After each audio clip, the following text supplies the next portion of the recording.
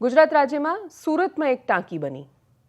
એ ટાંકી બની 2.5 વર્ષ સુધી કન્સ્ટ્રક્શન ચાલતું રહ્યું, કરોડો રૂપિયાનો ખર્ચો થયો. એના પછી ટેસ્ટિંગ કરવામાં આવ્યું ને પાણી ભર્યું ને ટાંકી પડી ગઈ. બમ. 4 દિવસ પહેલાં અમદાવાદના સાળંગપુરમાં એક ટાંકીના ડિમોલિશનની ઘટના બહુ વાયરલ થઈ. લોકોએ કહ્યું કે જેસીબી ઉપર કેમનું ગયું?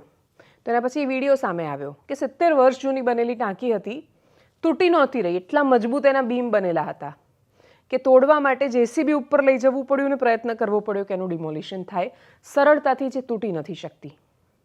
મોરબીમાં જ્યારે પુલ તૂટ્યો એના પછી ડેમ બનેલો છે મચ્છુ નદીમાં, એ તોડવાનો હતો, બહુ પ્રયત્ન કર્યો, તૂટ્યા જ નહીં, બ્લાસ્ટ કરવો પડ્યો. 24 કલાકની મહેનત પછી બ્લાસ્ટ કર્યો. પેલું પાણી છે જે આગળ જાય એ વહી જાય ને પછી આપણને મૃતદેહ મળે એના માટે શોધવાનું હતું. આપણા બનાવેલા પુલ 4 દિવસ નથી ટકતા. નવી બનાવેલી ટાંકી શરૂ થાય નહીં પહેલાં તૂટી જાય છે. અને આપણે 50 વર્ષ જૂના કે 40 વર્ષ જૂના કન્સ્ટ્રક્શન જોઈશું તો એ વર્ષોના વર્ષ ચાલ્યા કરે છે. આપણે આ વિકાસ કર્યો છે. મુખ્યમંત્રી આ વિષય પર એમણે ખૂબ ગંભીરતાથી વાત લીધી છે ને એમણે બહુ અકળાઈને કહ્યું કે આવું કેવી રીતે ચાલે? દરેક માણસને આ પ્રશ્ન થાય છે કે આવું કેવી રીતે ચાલે? પણ તકલીફ અને સૌથી વધારે દર્દનાક વાત એ છે કે શાસકને એ જ પ્રશ્ન થાય છે કે આવું કેવી રીતે ચાલે, ને સામાન્ય માણસને પણ એવો જ પ્રશ્ન થાય છે કે આવું કેવી રીતે ચાલે, પણ છતાંય ચાલે છે. વર્ષોના વર્ષ ચાલ્યા કરે છે અને અદ્ભુત રીતે બધું થયા કરે છે.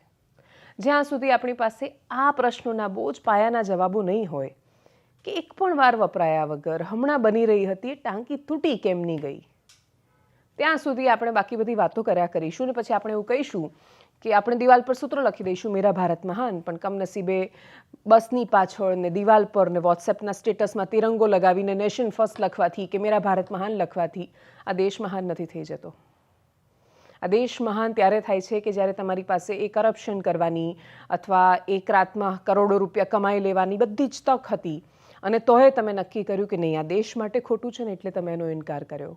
કમનસીબે નેશન ફર્સ્ટ કહેતા કે રાષ્ટ્રહિત સર્વોપરી કહેતા માણસો કે પછી એવું કહેતી સરકારના રાજમાં કામ કરતા અધિકારીઓના કેન્દ્રમાં દેશ નથી. જે દિવસે ખરેખર રાષ્ટ્ર પ્રથમની ભાવના આવશે એ દિવસે નોયડામાં કોઈ બાપની પાસેથી એકનો એક છોકરો નહીં છીનવાઈ જાય, કોઈ દિવસ 2.5 વર્ષમાં એક પણ વાર વપરાયા વગર ટાંકી નહીં તૂટી જાય અને સામાન્ય માણસો રસ્તા પર થૂંક્યા પછી ભારતની સિસ્ટમને નહીં કોસે. આખું એક બહુ જ મોટું સર્કલ છે. આ સર્કલ આપણે 2047 સુધીમાં પૂરું કરી શકીએ એવી અપેક્ષા. એનાલિસિસમાં અત્યારે બસ આટલું જ. જો આપ અમને યુટ્યુબ પર જોઈ રહ્યા છો તો સબસ્ક્રાઇબ કરો, ફેસબુક પર જોઈ રહ્યા છો તો ફોલો કરો, વિડીયોને શેર કરો. નમસ્કાર.